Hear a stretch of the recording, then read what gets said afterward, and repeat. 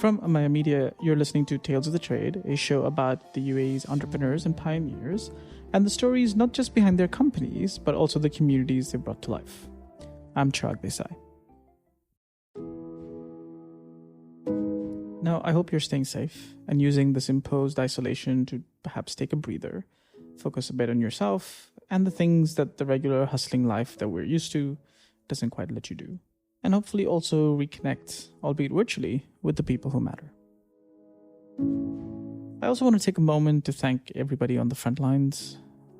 We've got some tremendous medical staff who are working very hard around the clock, but we also got a lot of people in logistics, supermarkets, deliveries, and restaurants who are doing everything possible to make our home isolation just a little bit better. So this will actually be our last episode of this season of Tales of the Trade. The episode you're about to hear was recorded a few weeks ago before all this came to a head. And while we were working on a couple more, it just makes sense to stop here and instead plan towards the next season once things ease up.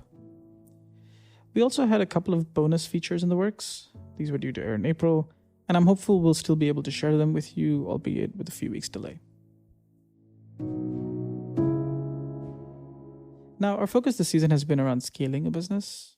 That includes many things, whether it's just scaling up for more customers and more employees, operating your business into milestone years, the 5th year, the 10th year, and beyond, or expanding to additional locations and territories.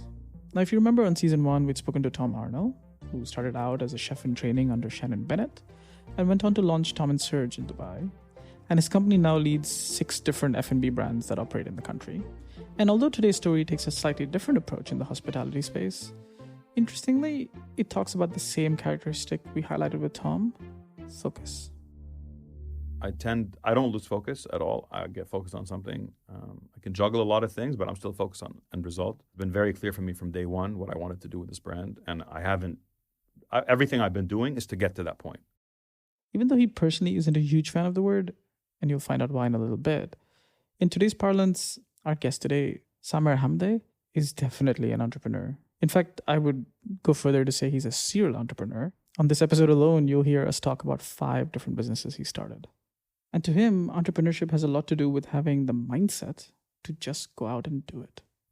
You know, people are always scared to start.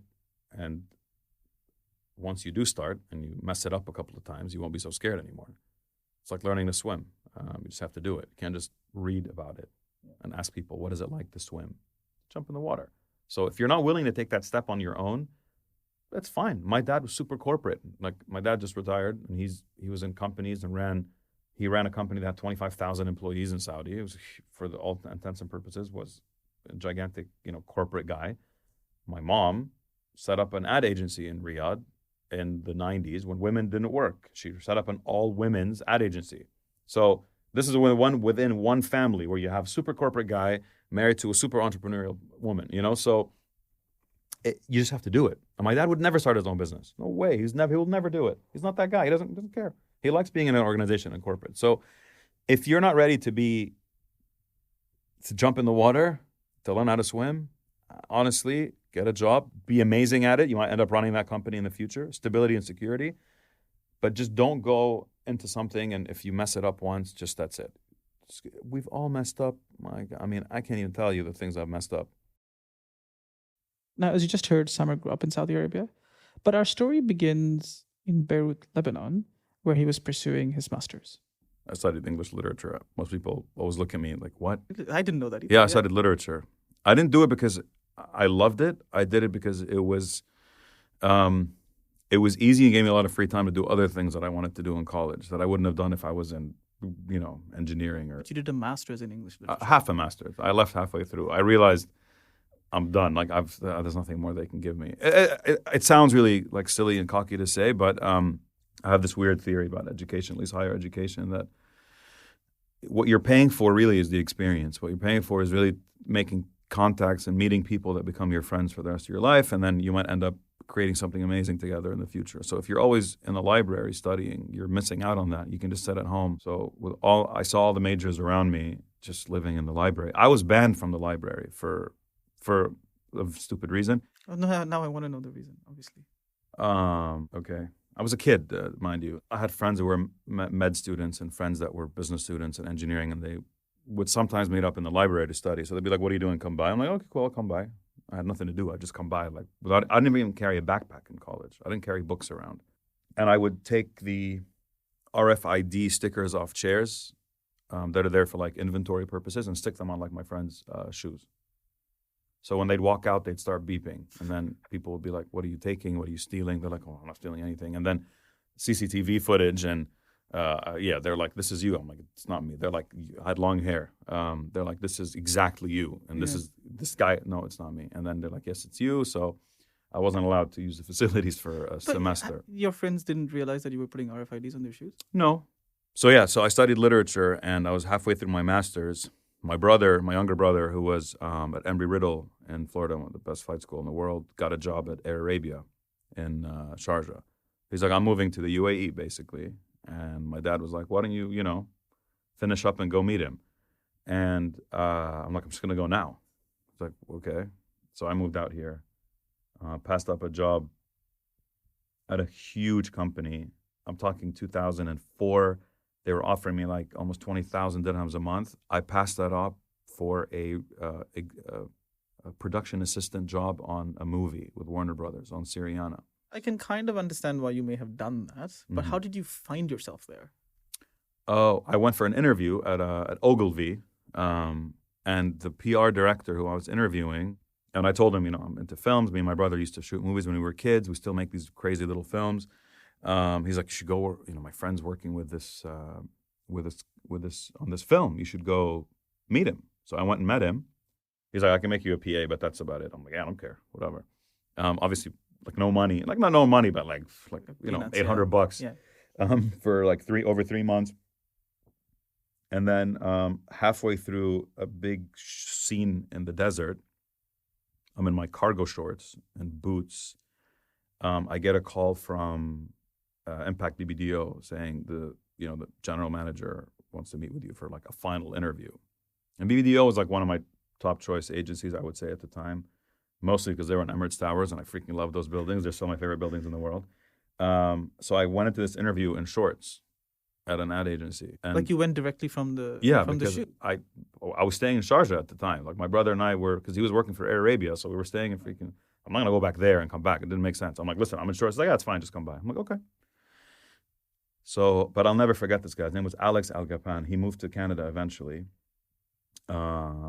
Alex says to me halfway through the interview, gives me that look. He's like, "You won't stick around." I'm like, "What?" He's like, "This is not for you. You're not going to stick around. You're going to do amazing work here, but you're not going to stick around." I'm like, "You know what? That's actually, I don't know if I'll stick around. You're right." He's like, "So why don't you go do what you really want to do?" I'm like, "I don't know what I really want to do yet." So he ended up giving me the job. So again, from 20,000 dirhams offer to 6,000 dirhams a month. That was my salary. I was very happy. I'm like, "Yeah, hell yeah, $6,000. Alex's prediction would come true in about 9 months.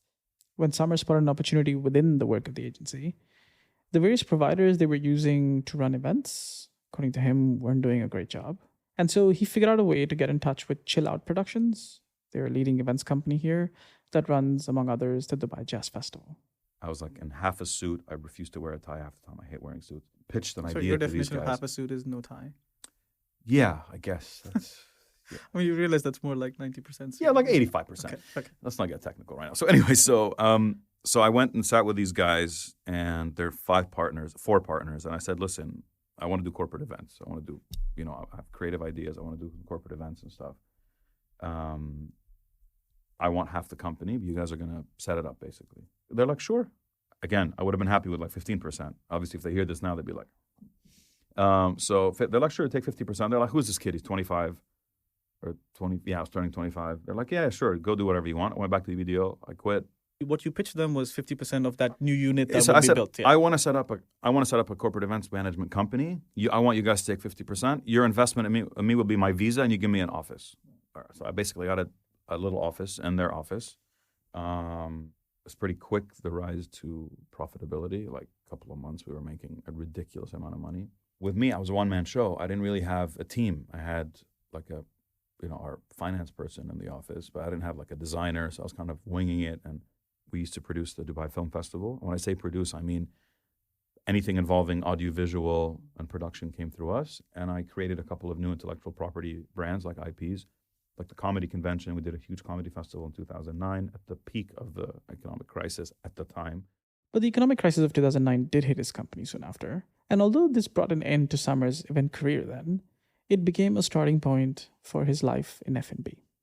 It started out with a few friends throwing house parties that had over 300 people show up on a Thursday night, and eventually became, with his partner Amir, his first venture in nightlife, the 1-in-1 club at the Monarch Hotel in Dubai. And the realization was simple. The reason I stopped doing corporate events is I didn't want to do services anymore. I didn't want to, bill 10 million dirhams a year and then have to run after people for like 9,900,000 for a year, which is what happens with most event companies. Nightlife was a cash business. I knew my music really well. I thought if I could bring that into a professional business, it would do well. And the place was very successful. But I learned really fast that if you don't have good lawyers, you can get messed around with very quickly here by landlords. And that deal we had paid a deposit, we had put in a sound system and whatever. We had spent money on the place. And then the owning company kicked out the hotel management company and then brought in a different one. And we got thrown out with it. So like, we don't want more clubs in this hotel. The management company had no right signing an agreement with you guys. So what they did was like kind of illegal. But we got messed up because of it. So like it's 2020 and they still have my deposit. I mean, it's been like, just to put things into perspective, how things go here. And there's no remorse from these people. It's not like it's these two kids trying to run a business. We took $100,000 from them when they were like in their 20s. It's fine, let's give it back to them. It's not. It's like, oh, well, we don't know what to do. We're in court. And that happened, and you just went around and said, it's fine, I'll try another place? Like, yeah, you didn't. Yeah, but I immediately, I'm like, I'm not doing that mistake again. So it never happened after that. Like, I learned immediately that sometimes everything has to be black and white. Everything has to be in my favor to some extent.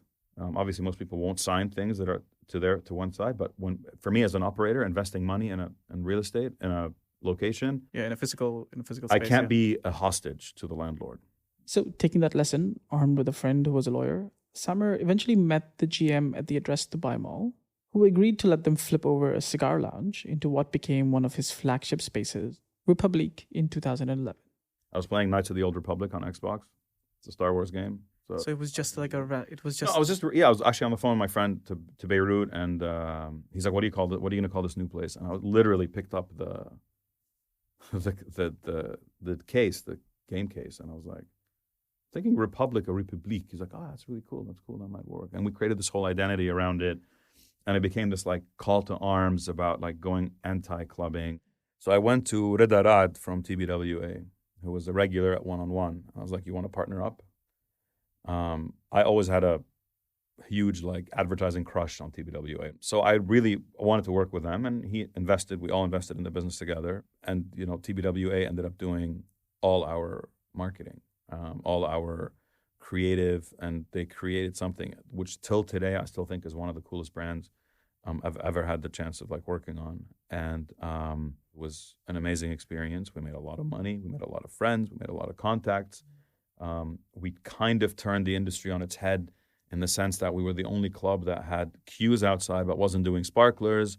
The only way you couldn't get into the club is if it was over capacity. Otherwise, everybody was welcome. So there wasn't that animosity and that stress at the door like most other places where you don't want to go because you don't want to get hassled. And this is coming from a guy, I've never been hassled at a club door, like ever in my life, because we always booked and we always got there in advance. But a lot of my friends used to get hassled all the time. So I don't want anyone to experience that at my place. So 2 years in, it was 2 years. It was time to move on. Let's put it that way. Was it your thing to say, like, I'm kind of done, I want to move on? Or No. was it kind of more collective? No, so obviously after 2 years, because our lease was 2 years, if we wanted to renew, it was a much bigger commitment for 5 years. I didn't want to make a commitment to a nightclub for 5 years at the time.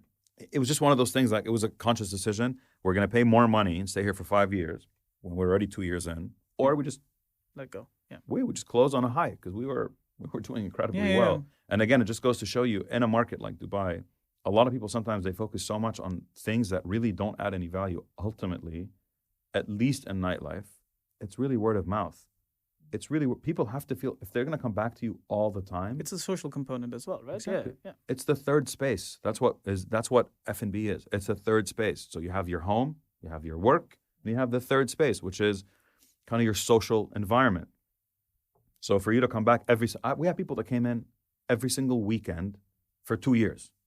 Like they were in tears the night we were closing. I have videos. I'm like grown men like crying, like they were upset about it. So it just goes to show you. And even sometimes on my Instagram, I'll post something random. Like a throwback. People like, I'll get like 60, you 70 did one messages. recently. And I got like 60, 70 messages from people. And they'd reply with pictures that they've had from, this is 2011, 2012. So they've had these pictures for 10 years.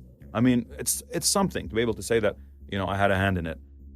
Now, in the post-Republique era, Samer took some time off and actually got into distribution. If you haven't heard of Xylo bands, they're the LED wristbands that you find at concerts that are remote controlled to either light up or blink at a specific time or for a specific song. They became very popular thanks to Coldplay's 2012 World Tour. Now, if you want to find out more about how Samer got involved with the creator of Xylo bands, Jason Riegler, you'll find it on a special bonus episode which will be out next week.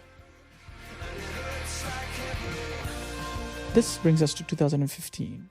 And this little place that housed itself in the Jumeirah Beach residence area of Dubai, that's JBR. My first visit there happened sometime in 2017. And as you walked past the entrance, you weren't greeted by a couple of tall, beefy men who were going to decide whether you could go in or not, but by a room full of arcade games.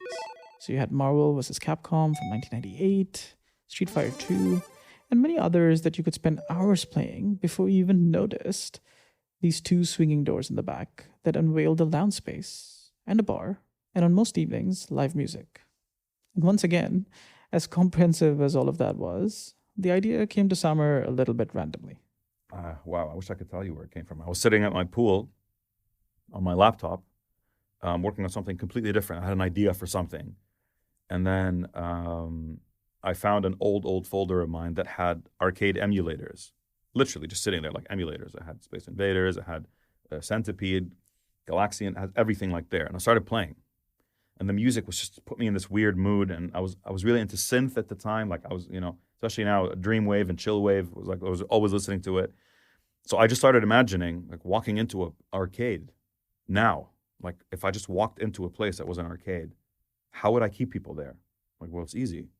If I can give them entertainment. So your actual idea was I want to have an arcade, but then I want to keep people there. Yes. The arcade wasn't the add-on. No, the arcade was the main thing. I wanted to open an arcade. I didn't care about anything else. That's why it's at the entrance. If it was just part of the concept, I would have stuck it in the corner somewhere.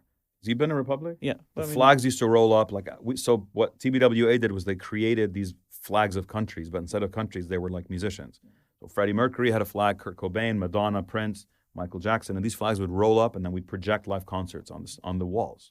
So you'd be sitting in this club at 1 a.m., and suddenly it's like Bon Jovi live in Tokyo, 1989, or Guns N' Roses live in wherever. So that was a completely different experience. That was like more like a sing-along, like the whole club kind of working together. With Stereo Arcade, it was stereo sound, left and right channels. Your left channel was the nightclub. Your right channel was the live music bar. So people wanted to go out and hear live music. They could.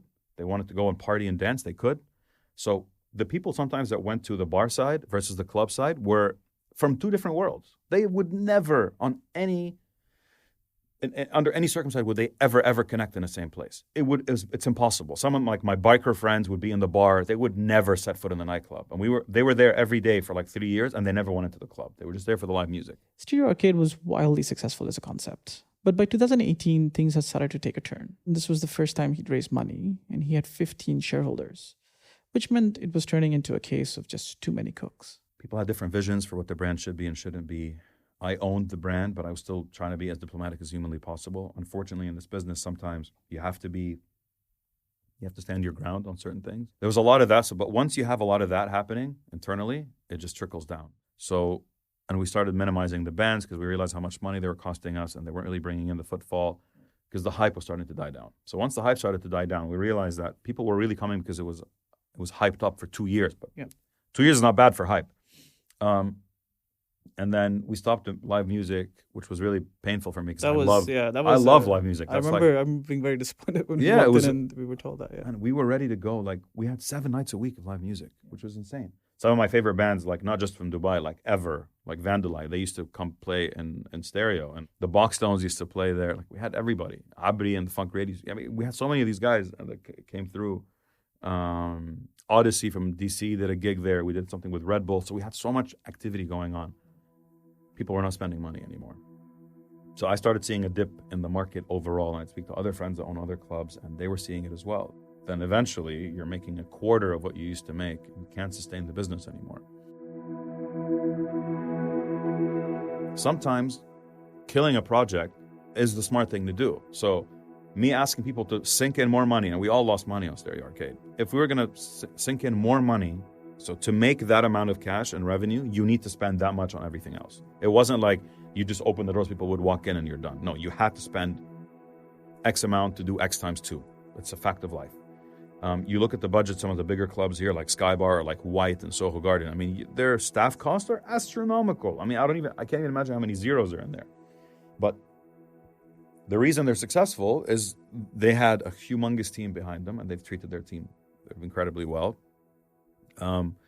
And you know, with me, I always kept a very small team. Like my direct team, my marketing and operations was like 3 people, versus some clubs that have 30 people doing PR, marketing. 30, they're on the payroll, but these 30, when it's at that level, you know, again, so that was part of the learning. Trying to minimize the cooks ended up being maybe not the best idea at the time, but again, the place was too small to justify spending more. With another venture done, another batch of learnings registered, Samer embarked on a new journey, breaking away from nightlife this time to open up his first restaurant. More on that after this break. Hey there, as you know, we work very closely with businesses in a few different ways. We make podcasts for some of them, like The Lighthouse in D3 or Comebook.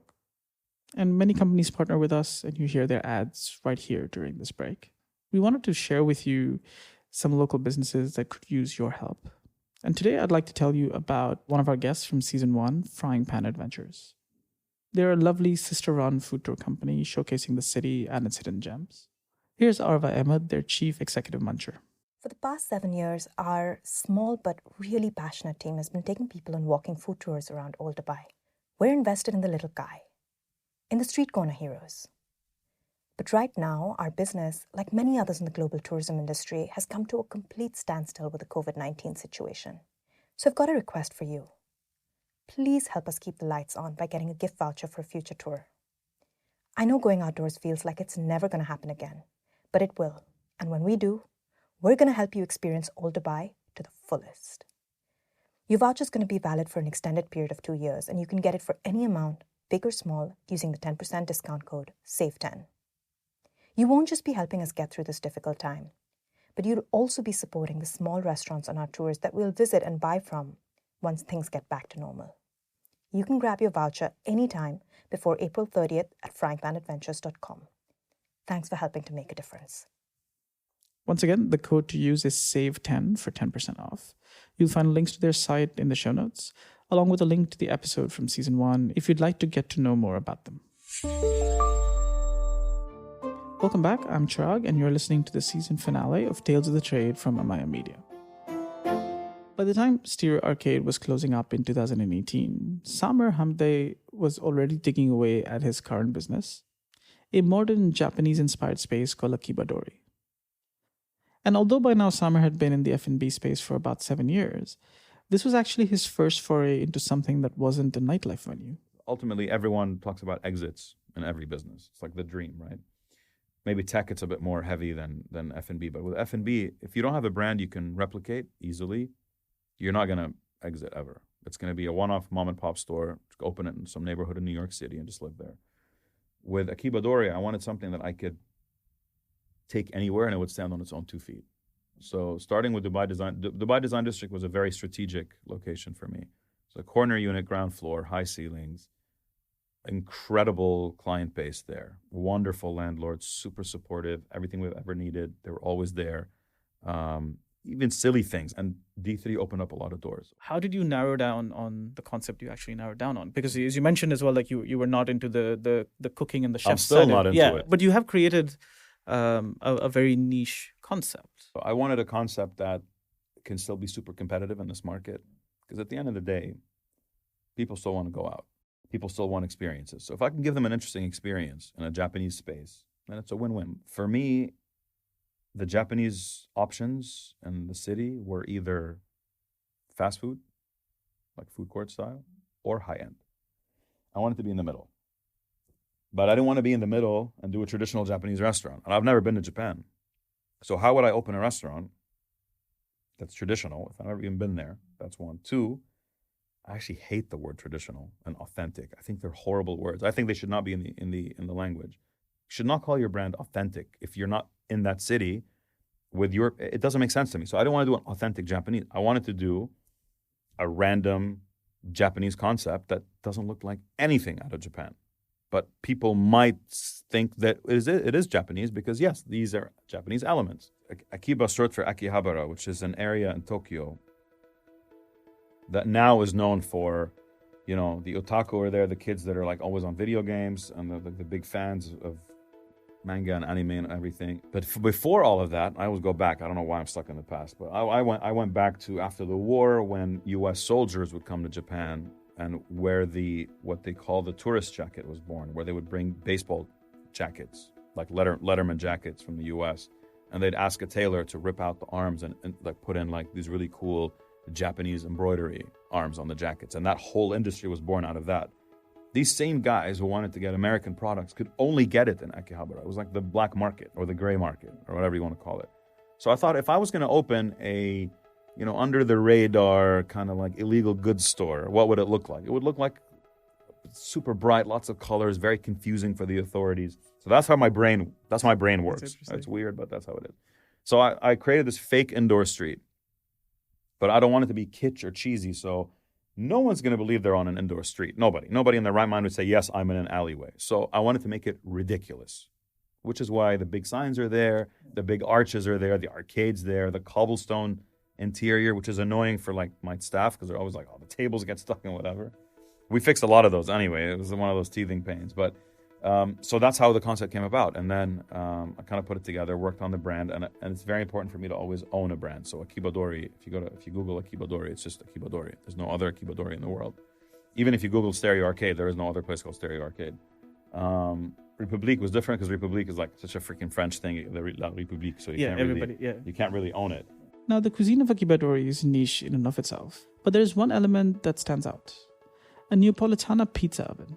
Now, I'm talking about those wood and coal-fired ovens that heat the pizza up to over 400 degrees and pop out a crispy and yet chewy dough in just under 60 seconds. Now, I didn't know this until I visited Akiba Dori sometime in 2018, that there is actually a tremendous following for this pizza. Originally from Napoli, but studied and engineered in Japan. And if this is something you want to know more about, the backstory of how all of this got going in Japan and how Akiba Dori picked up on this concept is also going to be on our bonus episode next week. So the pizza just became like the addition to Akiba Dori. That's why I gave it its own brand, which is Tokyopolitan. Right. It's Tokyo Neapolitan Pizza. Yeah. So again, me and my brand brain, I'm like, let me create a off-brand in case we want to maybe move that do brand something, separate. Because I remember you had a separate Twitter account for it, and I was wondering why. Yeah, we do. Even for Instagram, we do. Because it is a standalone brand in a way, And just like all the other little concepts inside Akiba, like Kashipan is sweet. It's sweet bread. It's a bakery. So I could open a little Kashipan bakery if I wanted to. It depends on when the opportunities come up, right? And the brands are ready to go. So I have 4 brands or 5 brands sitting in Akiba Dori that could be separate brands. Or it's the whole Akiba Dori. Dori means street, so it's the whole street. Our menu started off with 60 items. We're at 100 now. And our kitchen is tiny. Like tiny. It's the tiniest kitchen you'll ever see for a restaurant that size. 120 seats. We got really lucky with our head chef, Antonio. He's been in the, Asian food industry for like a decade. And he comes up with really creative recipes and stuff. And he works with Billy, my operations director, on fine-tuning them. Billy's super creative also with the menus. He's responsible for like most of the menu as well. Because that's not my thing. Let's put it that way. I can bring people into a restaurant. I can PR the hell out of it, but creating a menu is not my jam. I'm just not interested in it, to be honest. I have a very weird taste when it comes to food. Like I like, probably at the risk of getting shot on my way out, like I like pineapple on my pizza. No, come on. Yeah. You did not just say that. I did say that. You said you always wanted to scale this up, but what was that tipping point for you to say, okay, now we can start doing this? Was it just the opportunity showing up in Saudi, or was yes? So obviously the opportunity came up. Several opportunities came up. This one was the best one, in my opinion.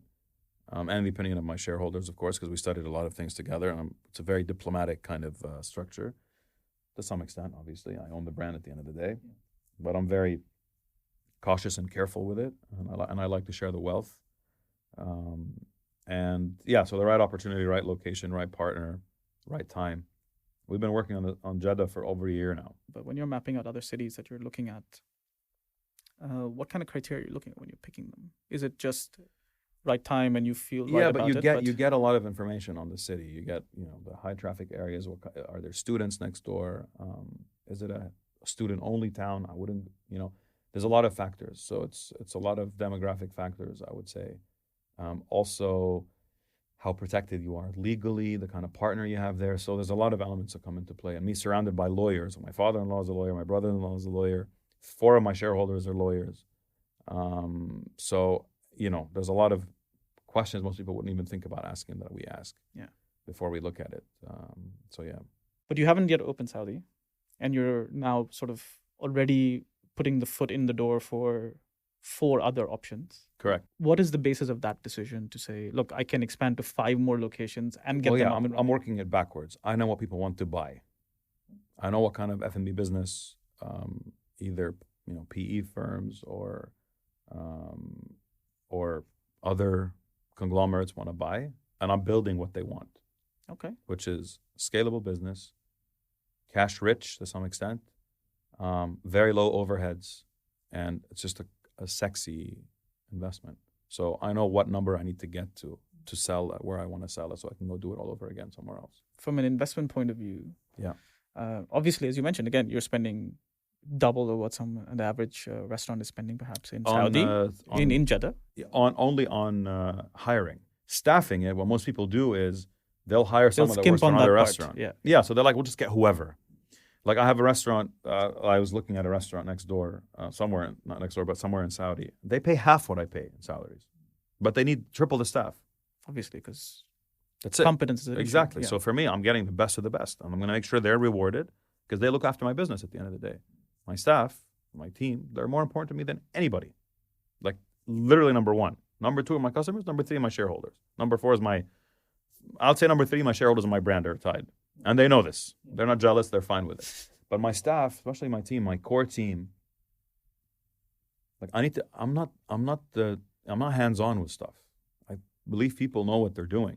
My job is to make sure the money comes in and people come, and that we expand this business to make sure they're secure and their families are secure. So I'm taking care of their livelihood. They're taking care of mine.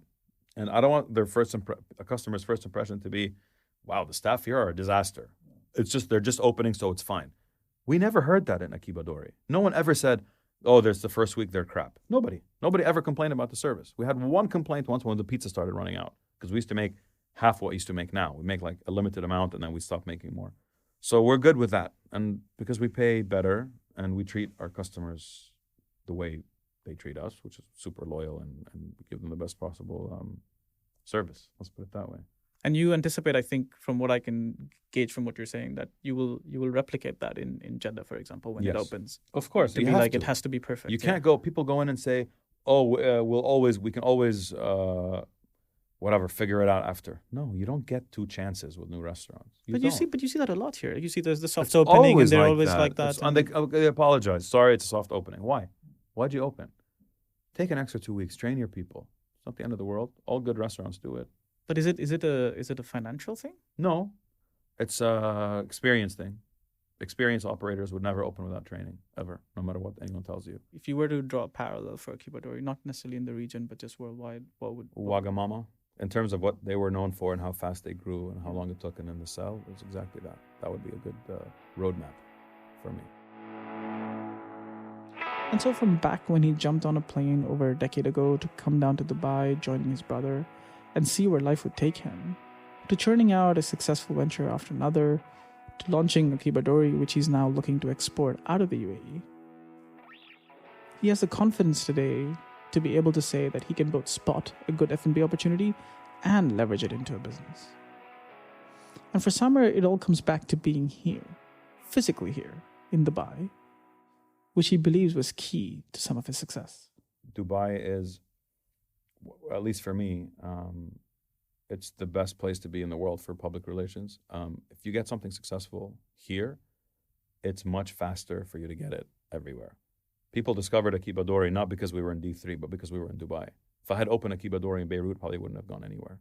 But there's so many tourists that come through. But you're talking customers, or you're talking everything overall. I mean, Dubai is a great platform to launch things from. In fact, most places, that opened in the region either ripped off a concept from Dubai or took a concept from Dubai, or even franchises that were super popular in North America became popular in the Middle East because of Dubai. The Cheesecake Factory is the best example. There was a Cheesecake Factory in Saudi when I was growing up. Was there really? Yes. I thought Dubai was their first there exploration was a Cheesecake outside. Factory, but only cheesecakes. Right, okay. Yeah. But But as still, a it was a restaurant. Cheesecake Okay. Factory. Yeah. It was okay versus where it is now. It was insane, the difference. And I think the government has created an ecosystem that makes it easy for you to launch things. Definitely much easier than anywhere else in the region, maybe other than Lebanon, where Lebanon you can just open something over the phone. It's incredible. But it's so easy to conduct business here. It comes with a cost sometimes. Obviously, it's a lot more reasonable than other places when you actually add things. But the amount of opportunities you get by being here, having the kind of airport that we have, the airlines we have like Emirates, the kind of support we get from people like Dubai Tourism and people like Dubai Municipality and whatever, it's incredible. It's like the whole government is working on making you successful. It's really up to you to actually use it. Some people complain, but if they don't know how to use those channels, it's really on them. Like somebody's giving you a room full of tools and you decide you want to call a mechanic. No, dude, freaking pick it up and figure it out. So I think that's where Akiba also got propelled, is that people heard about us in Germany and then Italy, because there's a video on Emirates, or there was a channel on Emirates that had to do that. So where would you get to do that if you're anywhere else? Nowhere. If you were in the US on any airline, where would you have a channel for a restaurant? It wouldn't happen. So it's little things like this that happen that actually help you. It's just about taking advantage of them. But you're someone, I think, who, as you mentioned, like you're seeing the opportunity, and if you feel like it's there, you're grabbing and stuff. But there's also the realities of being an entrepreneur, and because you're someone that is inherently positive when it comes to saying, all right, let's give it a go and see what happens. Is that enough?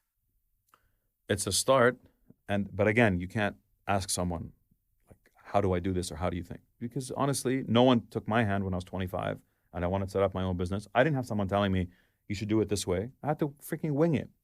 I had to figure everything out on my own. Till now, I'm figuring things out on my own. I read contracts like a lawyer now. I have lawyers, but I can't wait for people all the time. So depends on your mindset. If you're willing to get your hands dirty, I'm sure everyone says it's such a cliche, but if you're not willing to get your hands dirty and mess things up, honestly, do yourself a favor and just... But I think that the important thing is people need to realize that's okay. Of course it's okay. Yeah. This part of the world, everyone's so stressed about failure and like it's the end of the world. You got up the next day, you freaking moved on. It's like a breakup. People get into relationships for years, then the relationship ends, you move on. It's just this innate fear that some people have of what will others think. Yeah. Or that others will think I'm not good enough or I'm a failure because I didn't branch out and do something on my own, and I'm still in a corporate scene 10 years in, right? Of course. And not. I think it's That's crazy. ridiculous. Yeah, but you hear that. Man, the most successful people are the happiest people. The people that are happy, not because they're not happy because they're successful. They're just happy regardless of what situation they're in. Man, I've been in situations here I can't even talk about publicly in business. I really can't. I wish you would, though. But, I wish I would, but maybe one day in a book. But no, you got to come back on my podcast. Yeah, for sure. Okay. Maybe one day soon. Maybe one day, yeah. This was the season finale of season 3 of Tales of the Trade, hosted and produced by me, Chirag Desai, with support from Abhishek Venkatasubramanian, Sukayna, Kazmi, and Zainab Ujjaini. Original music was composed by Rainer Erlings. As I mentioned, there's a bonus episode with Samer where we get into Xylo bands, the Japanese pizza scene, and a little bit more, coming to your players next week. Once again, thank you so much for joining us on this season. Tales of the Trade is part of the Amaya Media Network. You can find all of the shows we produce at amaya.media and connect with us on Instagram at amaya.media and at talesofthe.trade.